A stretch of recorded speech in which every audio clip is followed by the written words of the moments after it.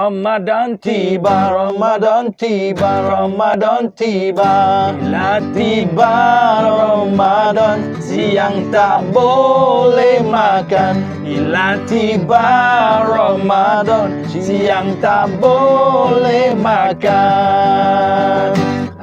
Siang-siang jangan makan ya. Ramadan sekarang ni apa pun saya nak ucapkan selamat berpuasa bagi bulan Ramadan ini ya. Jadi semua yang dah cukup syarat berpuasalah jangan tinggal tau.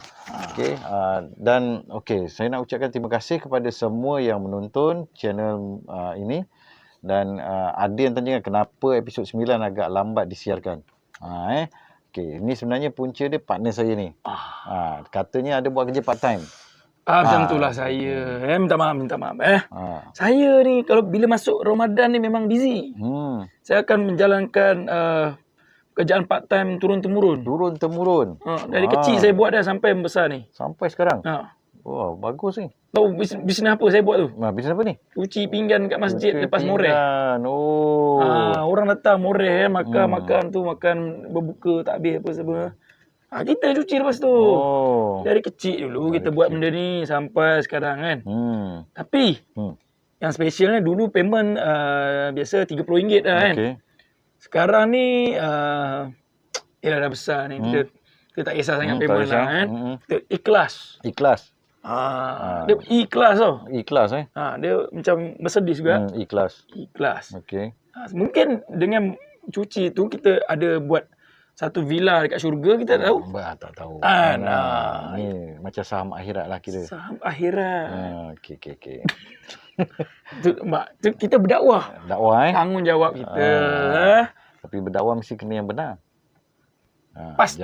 Jangan yang silap. Jangan kita sampaikan yang salah. Kita pilih aja jalan yang ramai orang ikut tu, itu kita pilih. Tapi kalau dulu RM30, sekarang pun sekarang 300. No. Tak ada sampai lah. Walaupun dia tu berapa tahun dulu kan. Tapi sekarang mungkin sama. Kalau sama itu dipanggil ekonomi.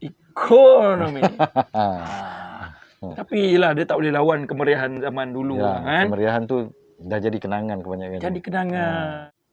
Okey.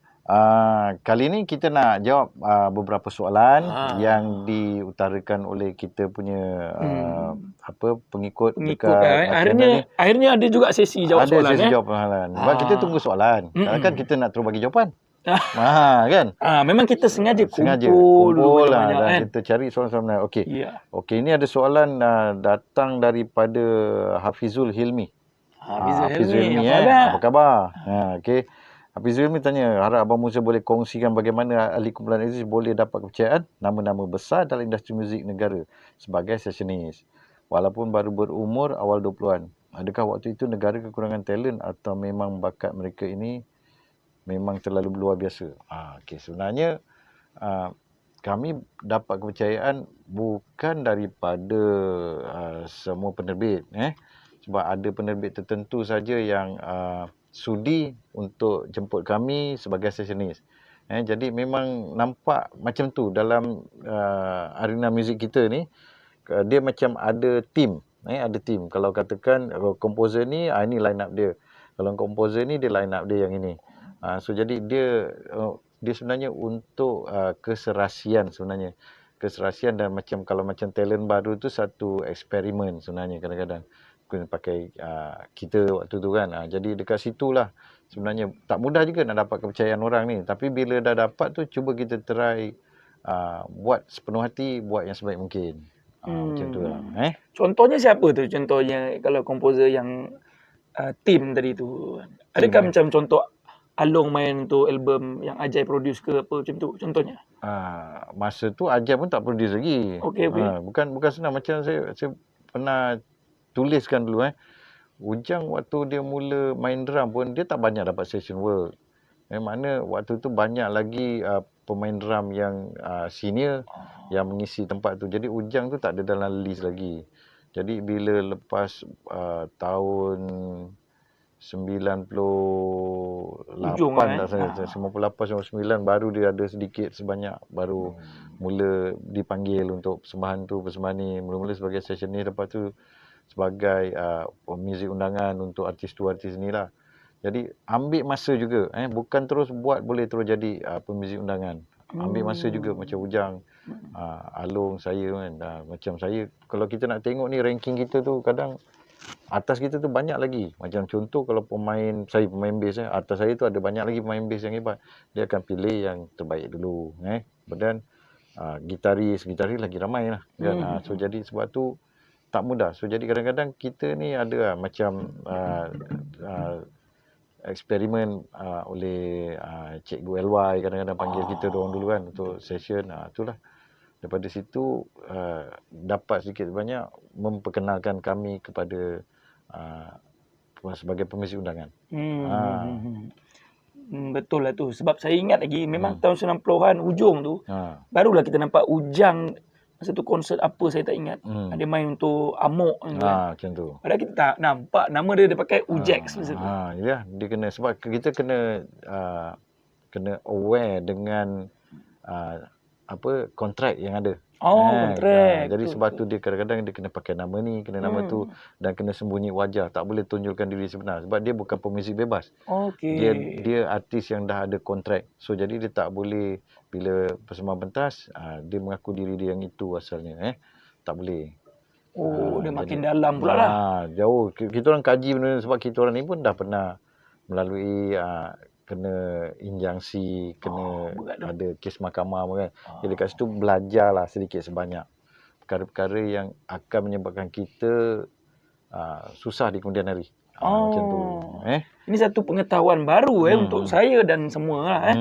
Yang mana bukan senang aja. Kita ni kalau yang dulu ni zaman ikat kontrak, memang terikat dengan kontrak. Sebenarnya kita kalau kita tak fulfill kontrak itu, kita boleh kena saman. So jadi macam itulah. Jadi saya sentiasa ingatkan kawan-kawan dengan apa yang kita lalui supaya jaga jangan sampai melanggar kontrak satu, dan jangan sampai melukakan hati band member yang lain. Macam tu. Jadi itu penting untuk kekalkan band. Itu maknanya apa tu? Maknanya dia sibuk dengan benda tu. Dia tak fokus lah. Dia tak fokus ke apa nanti. So jadi yang band nanti terumbang ambing itu menyebabkan band banyak berpecah apa. Jadi tidak menjaga hati kawan-kawan satu. Jadi kita perlu ada sifat setia kawan. Jadi dekat situ yang menyebabkan band kita akan kekal, insya-Allah. Okey. Ni soalan kedua. Soalan kedua ni daripada Aquazam. Dia tanya, beliau ni silakan. Dah lama saya nak tanya tentang sebuah band yang sekarang ni dianggap legend di sepadan utara negara kita. Sebab masa mula-mula mereka sedang naik ujung 90-an, kebanyakan lagu mereka yang hit ada unsur melodi seolah-olah lagu popular exist. Jadi yang ini saya tak berapa tahu band legend di sepadan utara. Sebab kalau yang utara ni saya tahu Laksa Utara. Anisuk Utara. Anisuk Utara. Itu yang saya tahu. Maaf aku rasa maaf kurang jelas soalan ni. Jadi saya cuba boleh respon kembali. Type balik band apa yang dimaksudkan tu? Kita tak jelas tu. Tak berapa perasan. Jadi apa pun terima kasih atas soalan, dan saya terus ke soalan yang seterusnya. Okey. Ada ni daripada Kapak 85. Kapak Kapak ni. Memang rock kapak ni. Kapak ni. Ada baca dalam majalah kot ahli-ahli exist dan kenderaan masing-masing. Yang saya ingat Muhammad siap ada kereta Mazda. Ajai ada Wirago. Pernah tengok gambar dia dengan motor tu. Tapi bila dah berhijrah ke KL tak ada transport lah diorang semua. Memang struggle diorang. Okey, macam tu lah. Okey, ni soalan yang ketiga ni yang terakhirlah saya ambil ni. Okey, sebenarnya waktu tu bukanlah mewah sangat. Jadi yang kalau macam Mamat ada Mazda, Ujang pun ada Mazda masa tu tak salah saya. Ujang beli Proton, tapi semua kereta second hand zaman tu. Kan zaman-zaman awal kemunculan. Jadi yang kita mampu beli kereta second hand kan macam tu. Ajai dia beli motosikal Yamaha Wirago tu betul. Okey, lepas tu motor tu dia beli Saya tak tahu macam mana, tapi dia tiba-tiba satu hari tu balik dah ada motor. Kan? Kat KL ni? Kat JB masa tu. Masa tu kat JB. Tapi saya yang tolong bawa motor tu sebab dia tak ada lesen masa tu. Kan? So jadi saya tolong bawa juga, tapi lepas tu dia ada lesen lah. Pandai bawa motor kelas ya? Bawa semua pandai, lesen je tak ada kadang. Betul. Tu je. Ada terasa macam awi bawa macam tu? Zaman tu barulah awi. Kalau ada motor tu. Kan? Ada motor jaguh pun modified. Okey. Awi. Lepas tu tahu tak cerita itu Ajai beli ke apa ke? Dia mana tu dia baik dengan Big Boss masa tu kan, mungkin dia advance some amount, dia beli motosikal tu lah. So jadi lepas tu bila kita berhijrah, kebanyakannya kita bila pindah KL ni kita terpaksa tinggalkan benda-benda kat sana kan. Ada yang kita let go kan. Ada yang bagi pada family member macam tu lah. Jadi itulah kisahnya. Memang ada lah. Maknanya bukan sekadar konten. Bukan sekadar konten. Bukan gosip yang dibuat oleh wartawan. Dan lagi satu, kita tak berapa gemar lah macam tu. Sebenarnya benda tu kita beli sendiri. Tapi bila dikabarkan dalam media, macam dahsyat sangat lah kan. Beli benda, padahal barang-barang second hand aja yang kita beli tu pun. Tak adalah mewah mana kan. Beli pun Singapura bukan? Tak ada lah, beli kat JB lah masa tu. Saja. Yang ada yang jadi masa tu just sekadar ada untuk pergerakan, untuk pergi praktis. Kan lagi pun duduk dengan family, apa sangat nak ada kenderaan sendiri waktu tu kan. Jadi kadang-kadang kalau susah pun yang ini call si siapa tu, itu tolong ambil macam tu. Jadi masih tak memerlukan kenderaan sendiri. Kenapa tak beli je van yang tu itu? Itu van tu pun syarikat punya, bukan kita punya. Jadi kita ni disediakan kenderaan untuk pengangkutan sebagainya. Macam itulah. Cerita pasal van tu belum sampai lagi ni? Belum Panjang lagi ya? Panjang. Van tu dia ada accident kan. Berat. Saya dah dengar cerita tu. Kan. Tapi tak pernah di cover dalam surat khabar ke apa kan? Pasal dia malam sangat gelap. Wartawan pun tak tahu Tak tahu.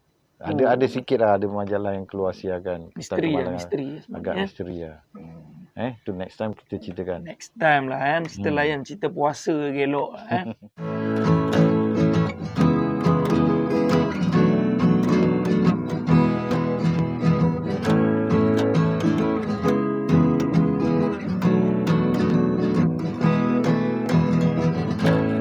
Tolonglah angin, bawa kapal terbang ke tasku.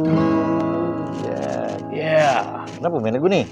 Wah, saya teringat Alung. Teringat Alung yang pasal apa pula teringat Alung ni? Tak, pasal ni gitar dia Alung tak maaf ya. Hari ni gitar saya dia ada masalah sikit. Kecil-kecil bunyi kan. Bunyi. Okay. Paksalah pinjam gitar mahal. Jangan sampai dia tak bunyi lagi masalah tu. Gitar mahal segan juga nak main ni. Okey.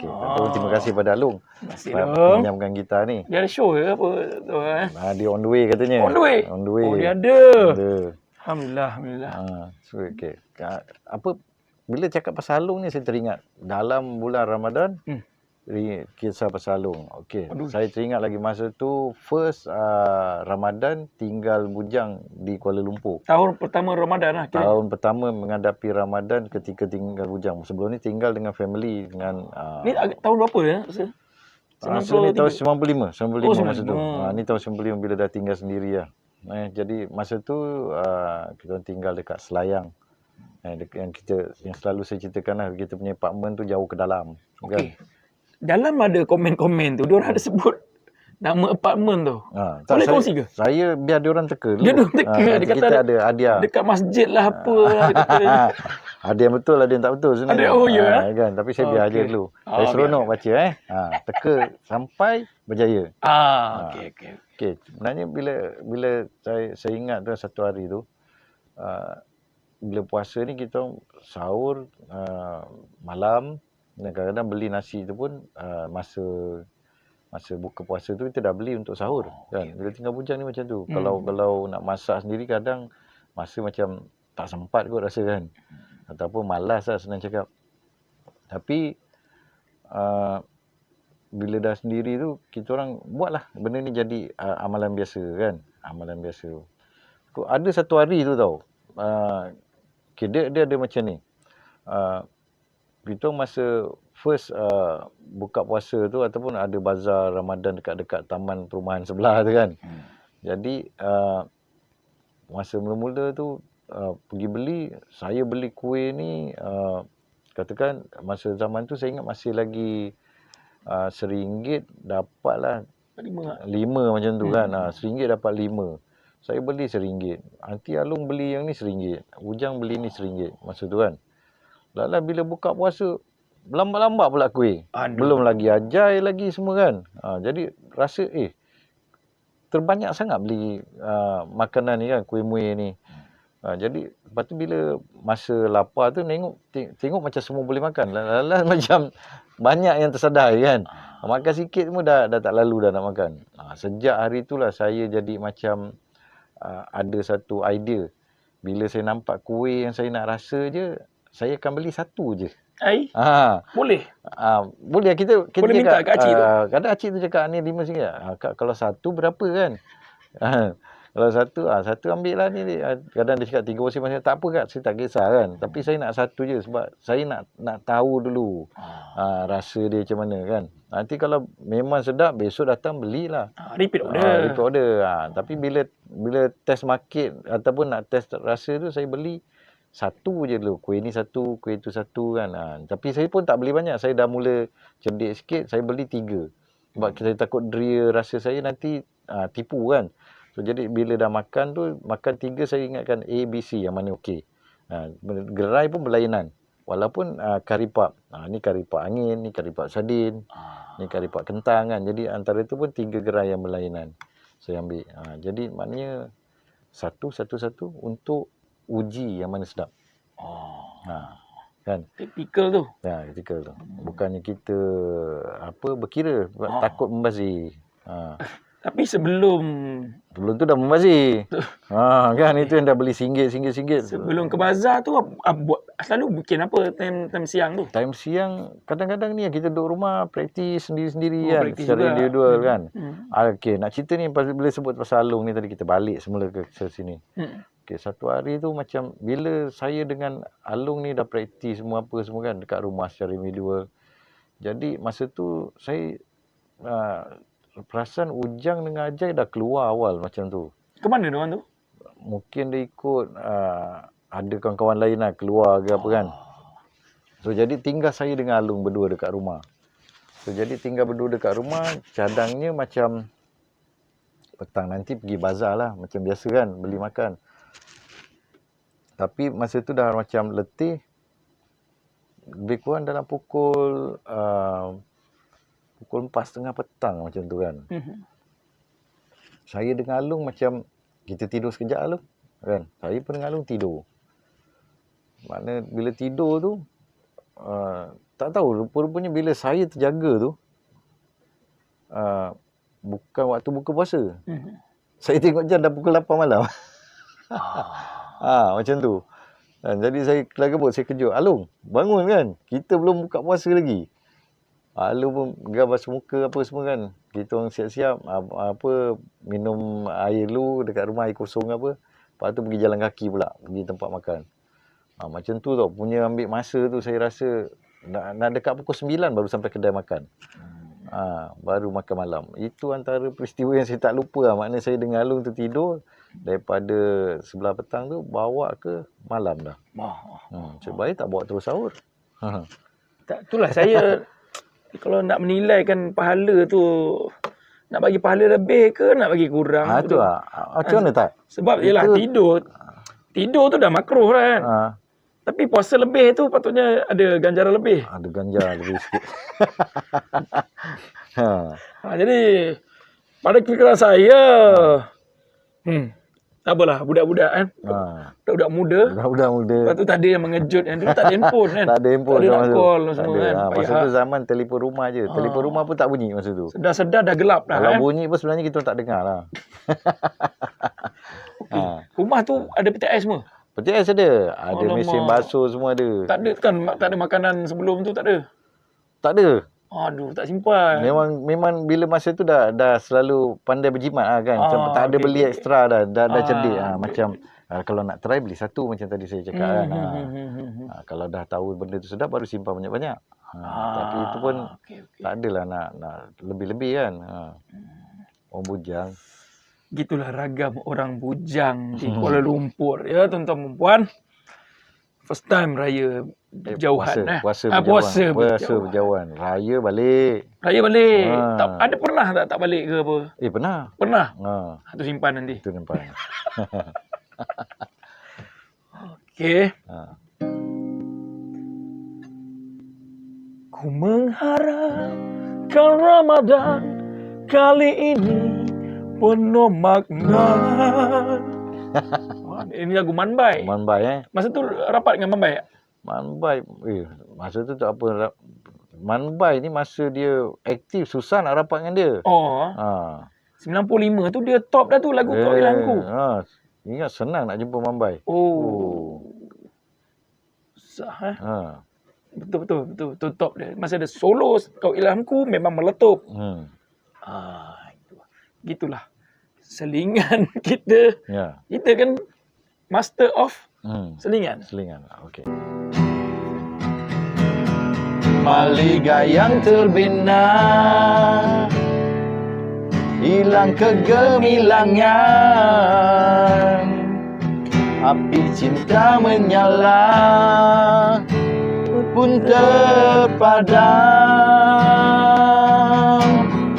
Kita hanya merancang, Tuhan yang menentukan kehadiran di tangannya. Akan ku genggam. Okey, itu lagu. Ini lagu tajuk dia Janji Bidadari. Janji Bidadari ni lagu yang terdapat dalam track 5 album pertama Exist. Lagu ni ciptaan LY, lirik pun LY tak salah saya masa tu. Okey, tentang lagu ni. So saya kongsikan sejarah dia lah, cerita dia. Okey, saya pernah ceritakan pasal masa first time LY bagi lagu tu ada 4 lagu. Kan, dan kenapa saya tak ambil semua lagu tu kan, Bougainvillea, ada Cemara, Festival Cemara, ada lagu Gering tak salah saya, Gering. Kan, lagu Cempaka di Rembulan Spring apa lagu tu ni lagi satu Bougainvillea. Okay. Bougainvillea, itu salah satu lagu yang ada. Malah main tak apa. Okay, itu jadi tapi tak ambil lagu tu pasal tuan producer tak cakap suruh ambil. Tak cakap boleh ambil semua. Saya pun ambil lah satu je kan. Kalau dia cakap boleh ambil semua saya ambil. Kan. Jadi masa tu tak tahu. Jadi kita ikut arahannya. Dia kata ambil satu. Saya ambil satu aja. Lepas tu bila lagu tu kita dah buat, lagu tu semua dah siap. Kemudian untuk tambahan-tambahan lagu tu cikgu ataupun LY ada bagi tahu saya ada satu lagu yang dia ciptakan, tajuk dia Janji Bidadari. Lagu ni dah diberikan kepada arwah Abah Rahim dan lagu tu untuk kumpulan Gersang Mambai. Itu yang tadi kita nyanyi lagu Mambai. Itu yang buat kita teringat Mambai. Ya, betul. Lagu tu katanya untuk Gersang. Mambai lah penyanyinya. So jadi bila dah tak tahu ada konflik ke, ada masalah ke apa, jadi rakaman tu sama ada dah dibuat ataupun belum, kita tak tahu. Jadi LY cakap, cubalah kau tanya Abah Rahim, kata dia kan. Jadi saya sampaikan mesej tu kepada Abah Rahim. Cakap, Abah Rahim, kalau nak satu lagu lagi, Abang LY, Cikgu LY ada cakap, lagu Janji Bidadari tu boleh tak bagi dekat Exist, kata dia. Kan? So jadi saya cakap benda tu, Abah Rahim pun angguk-angguk, okey lah, saya nanti dulu. Jadi lepas tu entah selang 2-3 hari tu Abah Rahim datang balik kat saya. Main lah buat arrangement lagu Janji Bidadari tu. So jadi bila Abah Rahim dah bagi green light, saya pun bagi tahu Cikgu LY lah masa tu. Cikgu, dapat green light. Abah Rahim benarkan untuk rekod lagu Janji Bidadari. Walaupun lagu tu lagu LY, tapi LY sangat beradab bila berhadapan dengan seorang komposer yang lebih dulu daripadanya, Abah Rahim. Dia makna dia walaupun lagu tu lagu dia tak adalah terus ambil je lagu ni kan. Dia tak ada macam tu. Jadi dia antara cikgu yang mendidik saya tentang, jadi saya faham, walaupun lagu dia tak ada menunjukkan kegelojohannya. Jadi lagu tu lagu LY, tapi LY suruh minta kebenaran dengan Abang Rahim untuk diberikan kepada Exis masa tu. Inilah satu lagi pengajaran yang kita dapat pada minggu ni iaitu adab. Walaupun tu jadi dia kena pusing balik dulu. Menghadap Abang Rahim dulu, tanya dulu kan. Jadi bila Abang Rahim kata yes, baru ambil lagu tu. Jadi Cikgu LY masa tu datang bila kita dah buat arrangement tu, malam tu ya dia cikgu ni bila malam je dia free. Bila siang dia tak free. Dia tak ajar tuition ke apa malam? Dia ajar nyanyi lah. Jadi Cikgu LY akan datang studio Jojo masa tu. Dia akan nyanyikan melodi lagu tu. Masa tu mungkin lagu tu agak tinggi tu yang dia bawa kawan dia arwah Abang Unus tu untuk hamkan melodi dan nyanyikan lagu tu sebab dah ada lirik terus kan kita buat. Jadi terbenam lagi, nak masuk tu susah sikit. Ingat lagi arwah Abang Unus tu waktu tu kan, kawan Cikgu LY lah. Jadi masa tu malam tu lah baru nak buat tu. Jadi nak buat tu kita nak dapatkan melodi dia. Sebab masa tu LY tak bagi dalam bentuk rakaman dan Abang Rahim pun tak bagi bentuk rakaman yang mungkin dia dah buat untuk gersang ke apa kan, saya tak tahu. Tapi LY sendiri datang malam tu, dia hamkan melodi, kita orang cari chord dia semua, jadi kita fahamkan melodi, kita buat arrangement malam tu juga. Jadi tu yang kerana ada seorang yang nyanyi. Masa tu Mamat pun belum dapat lagi kan melodi dia. Jadi dekat studio tu lah kita buat tu sampailah ke pagi sebenarnya. Jadi siaplah lagu tu. Jadi itu antara sejarah yang kita sama-sama buat arrangement lagu tu dengan Cikgu LY sekali. Album tu dah ada beberapa lagu yang menyentuh kan. Jadi dia seolah-olah macam tersembunyi. Dia seolah-olah mutiara yang tersembunyi. Padahal lagu tu. Tapi kalau next konsert, kami dah plan untuk Mamat nyanyi lagu tu. Kita dah cakap dengan Mamat kena nyanyi balik lagu ni untuk konsert akan datang. Okey, Mamat ada setuju. Jadi dekat situlah antara kisah yang lagu Janji Bidadari tu asalnya untuk gersang, untuk mambai dan kita dapat lagu tu hasil kebenaran dan permintaan LY dan kebenaran daripada Abang Rahim Osman macam tu. Sebab apa tahun 91 tu pun gersang tak ada dah. Kan? Yalah. Masa tu. Tu kit dah keluar ganti Ajib. Dia dah masuk search. Masa tu dia dah lepas album yang B28 B apa? 28 ke? Entah, tak tahu. Yang nama tu. Ada bom banyak kan album tu. Yelah album tu. Lepas tu katanya dia nak buat album lagi. Mungkin yang akan tu ada lagu Janji Bidadari tu lah. Tapi mungkin dia tak keluar. Jadi lagu tu kita ambil. Begitulah ya. Tapi yelah sama lah. Aziz ambil yang gersang tu. Spring ambil yang tadi tu. Kan? Orang kata kalau kita rebut dia semua, kita sebat. Nanti Ameng pula mungkin lain pula nasib dia masa tu kan. Betul. Ni maknanya kita berbahagi rezeki. Berbagi rezeki. Jangan tamak sangat cuma nak top Jadi sama-sama kan. Jadi dia dapat makan, kita dapat makan. Apa salah kita makan sama-sama? Dia punya makan, dia makan. Kita punya makan, kita makan. Nama saja orang Melayu. Dia panggil orang woi. Adab sopan kena jaga. Adab sopan. Itu semua Allahyarham Tan Sri P. Ramlee dah selitkan nasihat tu kepada kita. Kita kutip. Dia guna watak sing untuk tegur Melayu. Lain macam dia punya ni kan. Perancangan dia tu. Panggil orang woi. Yang kita batu ke? Kayu ke? Okey, itu sedikit sebanyak kisah Janji Bidadari kan. Itu belum lagi. Itu baru berapa lagu kita dah sentuh. Mungkin 3-4 lagu kan. 3-4 lagu. Belum lagu yang banyak-banyak lagi.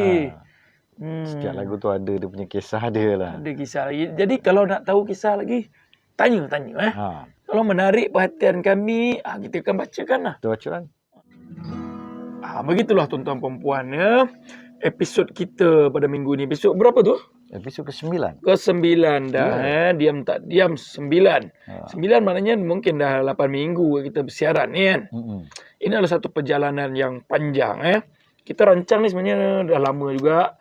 Akhirnya dia berjaya juga. Tengok-tengok 9, maknanya okey lah tu, dia bertahan lah juga kan. Yang penting kita istiqomah, kita mengambil nasihat daripada Man Max sebenarnya. Man Max, okey. Kita tonton juga Man Max. Kita Dia kata, tonton. buat je yuk kan. Teruskan je. Kalau tak, kita support local product. Kita support. Ajak Malaysia kita support. Bob Constant pun kita support. Semua. Kita tengok macam mana diorang buat, macam mana kita nak memeriahkan lagi Itu lagi yang masak tu lazat bergazai. Lazai bergazai. Itu brother tu ada. Kejap lagi kita lepak kedai dia. Kedai dia dekat dengan studio. Kalau kita setiap kali kita pergi mesti dia tengah live. Tak tahu live dekat TikTok ke apa kan. Lazat bergazai. Tengok. Punyalah mudah buat duit zaman sekarang ni. Kan? Duit masak macam tu, dia pun yalah. Kalau dulu siapa yang pandang? Banyak followers dia. Banyak followers. Datuk Alif Syukri pun itu panggil dia. Sebab tuan-tuan perempuan sedikit sebanyak dia sebenarnya memberi kita ilham. Orang lain boleh berjaya, takkan kita tak boleh? Memberi ilham dan memberikan kita harapan, dan macam tu lah kita mengharapkan tuan-tuan support kita. Support kita dengan cara subscribe, like, share, and sebab kita nak berkongsi cerita ni, panjang lagi cerita ni kan. So kalau tuan-tuan pun buka channel, kita pun support, like, subscribe. Ini kita nak meriahkan meriahkan industri apa kita panggil? Industri tempatan lah. Boleh. Menambah ilmu masing-masing pun mungkin dari dulu. Diorang ni betul ke ajar dia beragu macam tu kan. Dia bermain-main ini terjawab juga. Jadinya lazai bergazai kita. Kita nak makan ni sekejap lagi ni. Kita sahur terus ni. Sebaiknya jadi saya sampai di situ saja. Kita tunggu konten pada minggu depan. Yang katanya ada apa? Ada shopping baju. Itu nanti kita cerita. Kata ada wartawan suruh ni shooting fotografi apa. Ada, nanti kita serangkumkan sekali. Kasar. Ada cerita dia kasar sikit, dia keras sikit kan dengan wartawan. Mama Jui ke tu? Bukan. Jangan keras dengan Mama Jui, tak baik. Mama Jui baik orangnya. Baik. Okey, tuan-tuan dan puan, sampai di situ saja. Bye-bye. Bye.